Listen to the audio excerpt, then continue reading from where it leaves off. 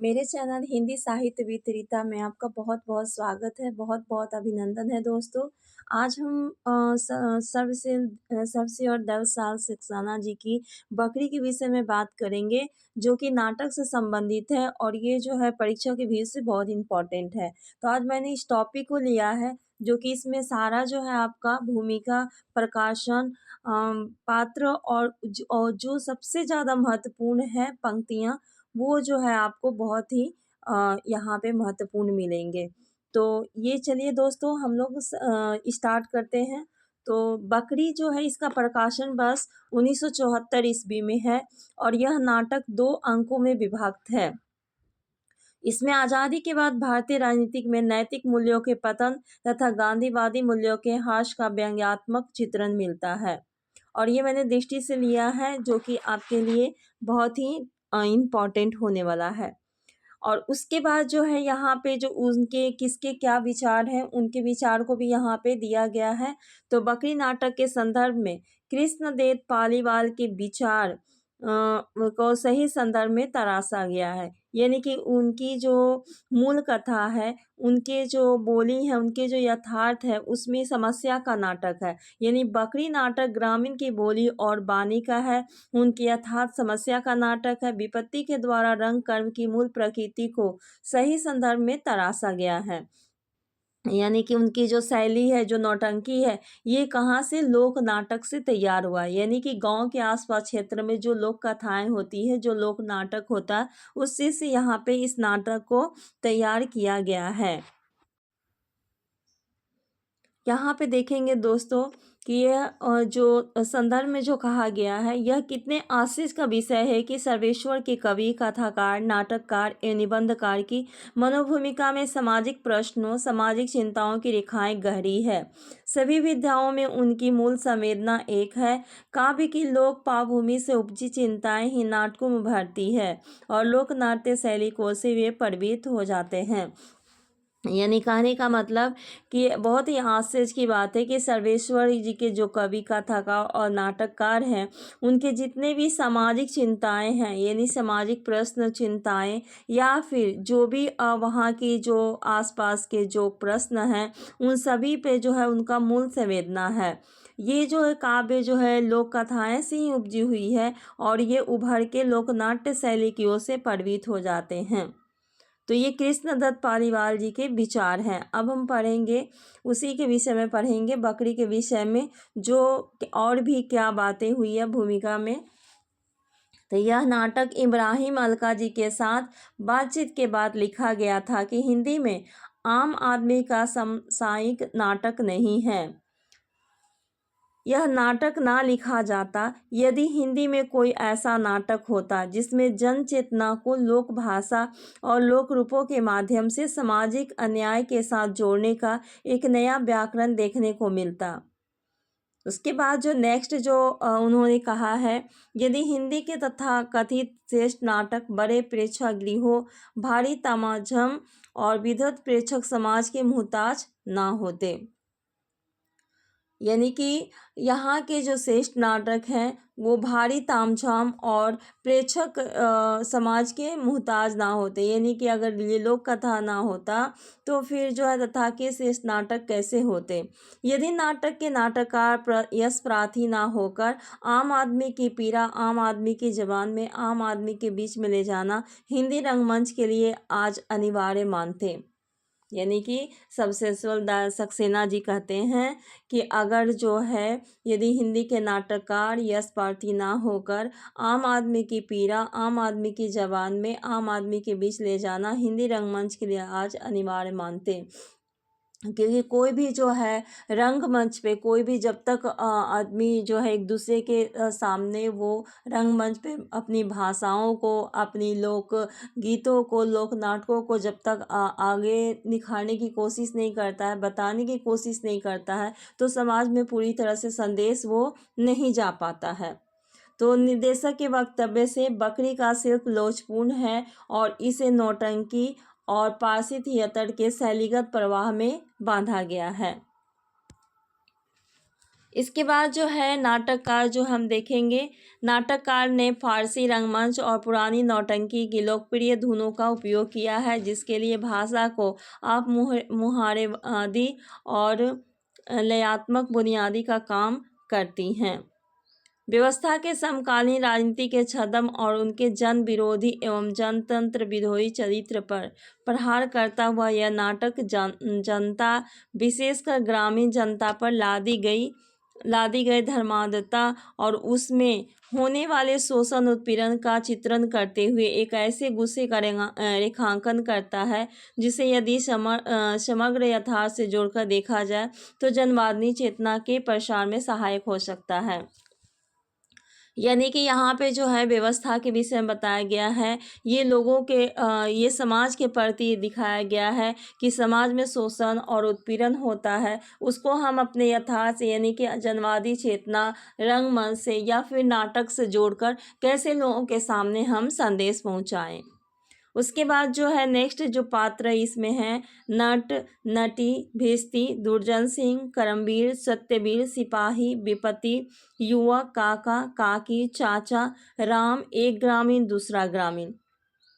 तो ये सारे जो हैं इसके पात्र हैं। उसके बाद जो इसमें विशेष किया गया, विशेष अंक जो दिया गया है तो वो क्या है, इस नाटक में दोहा, चबोला, बहरे, तवील, कहरवा आदि छंदों का प्रयोग किया गया है। बाढ़ के मूल्यांकन के लिए कल्पना दृश्य का विधान है। उसके बाद जो अंतिम दृश्य में नेहरू और गांधी के वेशभूषा वाले पात्र को बतलाया गया है। अब जो कथा सार है इसके अगर हम सार की बात कर लें और ख़ास करके इसके जो गीत हैं, जो अंक है वो बहुत इम्पॉर्टेंट है परीक्षा के व्यू से। तो यह नाटक 2 अंकों में विभाजित है। प्रत्येक अंक में 3-3 दृश्य हैं। इनके अतिरिक्त आरंभ में एक भूमिका दृश्य भी है। अंक 1 में क्या है तो 3 डाकुनुमा खूंखार व्यक्ति दुर्जन सिंह, करमवीर, सत्यवीर सिपाही के साथ मिलकर विपत्ति की बकरी हड़पकर उसे गांधी जी की बकरी घोषित कर देते हैं। विरोध करने पर विपत्ति को जेल भेज दिया जाता है। ग्रामीण जनता धर्मात्मता तथा अंधविश्वास में पड़कर बकरी के नाम पर शोषित होती है। एक पढ़े लिखे युवक द्वारा समझाए जाने पर भी जनता अपने नियतिवाद तथा धर्म भीरुता से नहीं उबर पाती। अंक 2 की अगर हम बात करें तो गांधी की बकरी की सह पाकर लुटेरे अब नेता हो चुके हैं। करमवीर बकरी के नाम पर चुनाव जीत जाता है। नवयुवक गांव वालों को यह चालबाजी समझाना चाहता है, परंतु उसे भी नक्सली और राजद्रोही कहकर जेल में डाल दिया जाता है। चुनाव जाने के बाद बकरी काटकर भोज का आयोजन होता है। जेल से छूटकर आई विपत्ति यह सूचना गांव वालों को देती हैं। युवक पुनः गांव वालों को आंदोलित करता है और इस बार वो जागृत होते हैं। सभी जश्न की महफिल में पहुंचते हैं। अंततः युवक इंकलाब जिंदाबाद का उद्घोष करता है तथा उन डाकुओं को बांध लेने का आह्वान करता है जो सभी मिलकर इन्हें बांध लेते हैं। तो ये अंक 2 में पूरी तरह से कहानी के रूप में है, जिसे बताया गया है कि वहाँ पे क्या होता है अंक 2 में और कैसे गांव वालों आंदोलित करते हैं और कैसे बकरी का जो है भोज किया जाता है और इंकलाब जिंदाबाद का नारा लगाया जाता है। उसके बाद है इस तरह से नाटक में भारतीय राजनीति में नैतिक मूल्यों के पतन तथा गांधीवादी मूल्यों के ह्रास का व्यंग्यात्मक चित्रण मिलता है। इस पर व्यंग किया गया है। अब हम देखेंगे प्रमुख उदाहरण जो है जो भूमिका दृश्य से देखेंगे और ये एग्ज़ाम में बहुत ही इम्पॉर्टेंट है, जिसके कारण जो है बहुत सारे बच्चे जो हैं, बहुत सारे दोस्तों जो हैं इसमें गलती करते हैं। तो भूमिका दृश्य की अगर बात करें तो देखिए दोस्तों, नट 5 देव सम 5 दल लगी ढोंग की रेस, जिनके कारण हो गया देश आज परदेश। वंदना में अगर आता है तो नट है, इसको एग्ज़ाम में भी आया था 2024 के एग्ज़ाम में आया था। हे संकट मोचू बना दे हमें गोचू, अपना सिर नोचू ना उनका मुंह नोचू, हे संकट मोचू। ये वंदना है और किसकी तरफ से, नट की तरफ से कहा गया है। उसके बाद मुगल गीत है, जो मेरी तेरी ना पटनी, लोकतंत्र की लेके पतुरिया भाग गई जटनी, जा मेरी तेरी ना पटनी, हिंसा तेरी हिंसा मेरी, रस्सी है बटनी। तो ये मुगल गीत है। तो बोल सकता है एग्जाम में कि मुगल गीत कौन सा है, उसमें 2-3 लाइन दे दे और बता दे ये किस गीत से लिया गया है, तो मुगल गीत से लिया गया है। पहला अंक की अगर हम बात करें तो बकरी को क्या पता था कि मशक बन के रहेंगी, मशक बन के रहेंगी, पानी भरेंगे लोग और कुछ न कहेंगी, जा जा के सींच आएगी और हर एक की न्यारी मर के भी बुझाएंगी वह प्यास तुम्हारी। तो ये किसने कहा है, भिष्टी ने कहा है। उसके बाद है बकरी को क्या पता था मस्क बन के रहेंगी, जनता के जो बखस करके भी खुद नर्क रहेंगी, चुटकी में दूसरों के उसका आब रहेगा। तो ये कल खून बहाया था आज पानी बहेगा, ये भी भिष्टी ने ही कहा है। अब उसके बाद जो नेक्स्ट है, झंडा ऊंचा रहे हमारा सबसे प्यारा सबसे न्यारा, झंडा ऊंचा रहे हमारा, सुख सुविधा सरसाने वाला, शक्ति सुधा बरसाने वाला, प्रभुता सत्ता का रखवारा, डंडा ऊंचा रहे हमारा। तो ये किसने कहा है, दुर्जन सिंह ने कहा है। अब हम कुछ पंक्तियां की बात करेंगे, कौन किसने किससे कहा है। तो जो इम्पोर्टेंट है उसी को मैंने रखा है। तो यहाँ पे जो है एक है कि भाइयों यह हमारा सौभाग्य है कि हमें गांधी जी की बकरी मिल गई, कुछ मिलना कुछ खोना भी होता, हम जितना खोने को तैयार रहते हैं उससे पता चलता है कि हम कितना पाना चाहते हैं। इस बकरी ने हमेशा दिया है आपको आज़ादी और दी है एकता, दी प्रेम दिया, आज भी बहुत कुछ मुंतजिर है पर आप लेना भूल गए हैं, क्योंकि आप देना भूल गए हैं। तो ये किसने कहा है, दुर्जन सिंह ने कहा है। उसके बाद नेक्स्ट जो टॉप पंक्तियां हैं, जितना आप इसे देंगे उतना ही आपको देगी, ऐसा कुछ भी नहीं जो इसके पास ना हो, लेकिन जब सवाल मर चुके हों तो जवाब कहाँ से मिलेगा, पेट भी वही बजा सकता है जिसकी आत्मा में जान हो। यानी करमबीर जी ने कहा है, जिसकी आत्मा कमजोर हो, जिसे लालच स्वार्थ ने घेर रखा हो, वह इस बकरी से क्या पाएगा। भगवान के पास खाली हाथ ना जाने का मतलब यही है, जो फूल लेकर जाता वह स्वर्ग लेकर लौटता है। इसलिए श्रद्धा देना जानती है, आप इस बकरी को जितना देंगे उतना ही कम है। ये किसने कहा है, तो सत्यवीर ने कहा है। यह बकरी सबकी है इसलिए किसी की नहीं है, इसे मोह का मतलब अपने प्रति निर्ममता है। ऐसे लोगों की दुनिया में कमी नहीं जो कहेंगे यह बकरी उनकी है, पर इतिहास को झुटलाया नहीं जा सकता है। ये किसने कहा है, तो दुर्जन सिंह जी ने कहा है। जो इतिहास को झुटलाता है वह समाजद्रोही है, देशद्रोही है, समय उसे कभी माफ नहीं करेगा। यह युग झूठे दावों का युग नहीं है। अधिकारों का दावा करने के पहले यह देखना होगा कि आपके कर्तव्यों से बुनियाद क्या है। ये किसने कहा है, तो करमबीर ने कहा है। औरत कबीरदास कह गए हैं, ई जंग अंधा में मैं कहीं समझाऊं, बोला तूने इससे क्या सीखा। तो सत्यवीर ने एक औरत से कहा है। नेक्स्ट जो पंक्तियां हैं, गरीबी हंसता है इस बकरी ने तुझे नहीं बताया कि गरीबी केवल मन की होती है, गरीबी केवल विचारों की होती है, दृष्टि की होती है। जानती है औरत, गांधी जी केवल 6 पैसे में गुजर करते थे। ये किसने, सत्यवीर ने ही औरत से फिर से कहा है।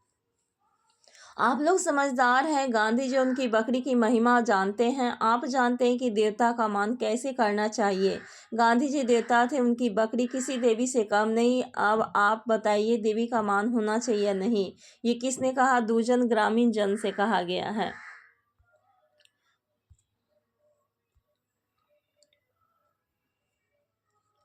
उसके बाद जो है ये सब इम्पोर्टेंट नहीं है, यहाँ पे है, यहाँ देखिए दोस्तों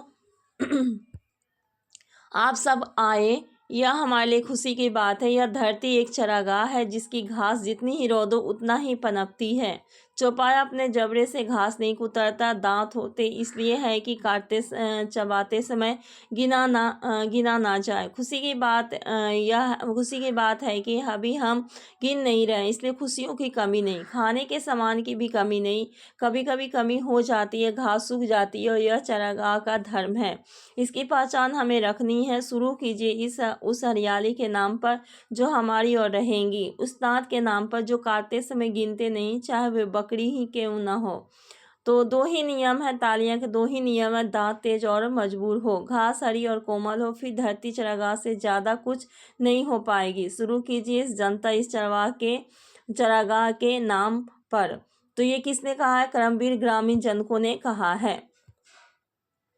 बकरी हमको बना दिया, बकरी की मेमे ने सब कुछ का सहना सिखला दिया। बकरी की मेमे ने से छोटी रस्सी से भी हर खुट्टे के साथ सॉरी बंधकर रहना सिखला दिया। बकरी की मेमे ने हर डोल भज रहे हैं हमारे ही खाल के, फिर भी यह सुर मिला दिया बकरी की मेमे ने। तो किसने कहा है? तो लड़का ने कहा है।